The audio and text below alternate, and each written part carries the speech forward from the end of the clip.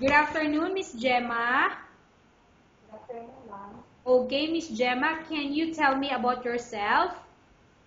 I'm Gemma Caballos, ma'am, 31 years old. I have 3 kids Okay, I have a few questions for you to answer, so let's start. Why do you want to work as a maid? because my family is support them and especially to my kids, ma'am. Okay, why you choose Malaysia when there is a lot of other country? Some other people say to me that Malaysian people is good attitude, ma'am, and very beautiful places, ma'am. How are you qualified for this job? Uh, I'm hardworking and honest. May I know what is your education level is? High school graduate, ma'am. What is your recent working experience? Housemate, ma'am. Have you worked abroad before? No, ma'am. Do you have experience of taking care of baby? Yes, ma'am. And whose baby or children you are taking care of? Yes, ma'am, because I'm Filipino, so I know how to carry a baby. Okay, what about elder or older people? Do you have the experience? I don't have experience on but Are you willing to take care? yes, ma'am, I'm willing. Do you have any other special skills? Yes, ma'am. Cleaning the house, carry a baby, and cooking, ma'am. Are you willing to learn new skills? Yes, ma'am. Are you willing to work with a family where the mother-in-law or any relatives stay together? Yes, ma'am. Currently, are you still working now? No, ma'am. Do you know how to cook? I know, ma'am. What sort of food can you cook? Um, Adobo, pakbet, apripado, and menudo, ma'am. Are you aware that you will have to do washing, cleaning, ironing, and cooking? Yes, ma'am. From all the house chores or household works, which do you like most? Clean the house, ma'am, everything cook, especially carry a baby, ma'am. If ever you were selected to work in Malaysia, who will take care of your kids? My parents, ma'am. You are not allowed to use handphone during working hours. Yes, ma'am. You are only allowed to use handphone after you finish all the works and when going to bed. Yes, ma'am. You are strictly needed to surrender the handphone to your employer in the morning, and your employer will return back to you once you're going to bed. Yes, ma'am. If ever your employer finds out that you're abusing your handphone and it's affected your work performance, your employer will confiscate your handphone and you're not allowed to hold it anymore.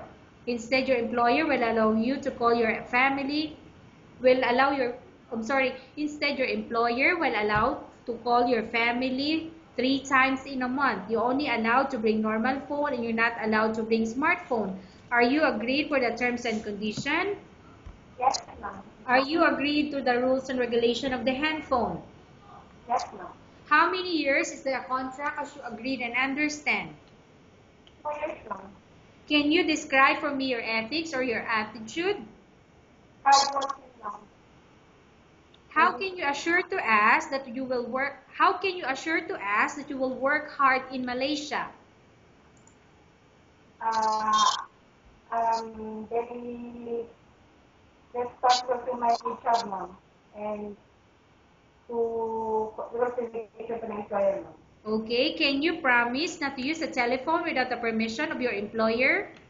Yes, ma'am. Can you promise not to put on makeup but to dress properly while work? Yes, ma'am. Can you promise not to invite friends or relatives without the consent of your employer? Yes, ma'am. Can you promise not to ask for advance salary from your employer under any circumstances? Yes, ma'am. Do you really understand of the rules and regulation of the agency? Yes, ma'am. Do you pay any placement fee for you to come to Malaysia to work as a maid?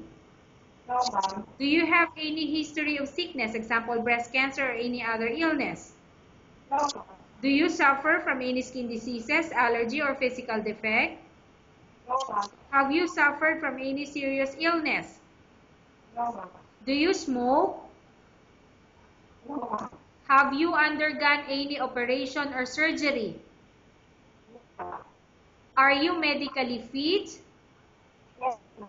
Are you in any medication? No, ma'am. Are you allergic with any food? No, ma'am. Are you prepared to work for the employer of any race? Yes, ma'am. Are you prepared to eat the type of food taken by your employer?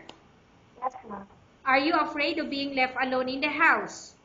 No, ma'am. Are you afraid of dogs or other pets? No, ma'am. Can you promise to work according to instruction from your employer? Can you promise to work according to instruction from your employer? Yes, ma'am. Do you have any immediate family working in Malaysia? No, ma'am. Okay, Miss Gemma, we have finished our question section. Let's go to case study. I have a case study for you and I want you to answer me truthfully. Upon arrival in Malaysia within 6 months, if ever any of your family members pass away, what will you do? Will you continue to work till finish your contract or you will go back? The thing is, I contract namin and it's prior to the application. No, ma'am.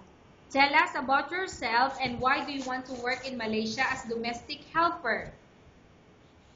I just have I'm hardworking and so to choose Malaysia, some people say other people say that this is a beautiful country, ma'am. Okay, Miss Gemma, because of the connection, can you please repeat the answer? Tell us about yourself and why do you want to work in Malaysia as domestic helper? I'm working as domestic call to my family and today to support my kids, ma'am. And I miss Malaysia because some people, other people say me that Malaysia is very beautiful country, ma'am. Okay, Miss Gemma, what do you want to tell to your employer who watching your video? Kasi ma'am, I'm very kabayan, the business call. If you choose me, ma'am, I promise you that I'm hardworking to you and promise you that I'm honest with you and I finish my contract to you, ma'am. Okay, thank you very much, Miss Gemma. We will update your agency if there's any selection made by the employer.